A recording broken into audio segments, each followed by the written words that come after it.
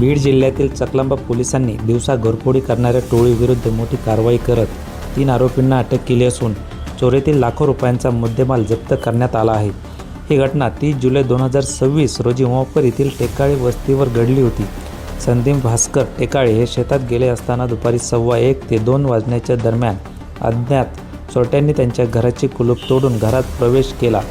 घरातील कपाटातून रोख रक्कम व इतर मौल्यवान वस्तू असा सुमारे 2,75,000 रुपयांचा ऐवज चोरून नेण्यात आला।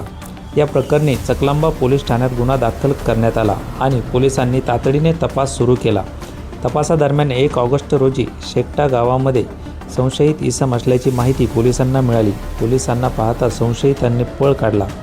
नागरिकांच्या मदतीने पोलिसांनी त्यांचा पाठलाग केला आणि शिरूर कासार पोलिसांच्या सहकार्याने राक्षस भवन येथे नाकाबंदी करून तिघांना ताब्यात घेतले, अटक करण्यात आले आणि आरोपींची नावे आहेत रोहित नादर चव्हाण, विनोद भोसले आणि बबन भोसले। आरोपींकडून घरफोडीसाठी वापरण्यात येणारे साहित्य, एक विना नंबर मोटारसायकल तसेच चोरीमधील सोन्याचे दागिने जप्त करण्यात आले आहेत। या कारवाईमध्ये एकूण 3,45,000 रुपयांचा मुद्देमाल हस्तगत करण्यात पोलिसांना यश आले आहे।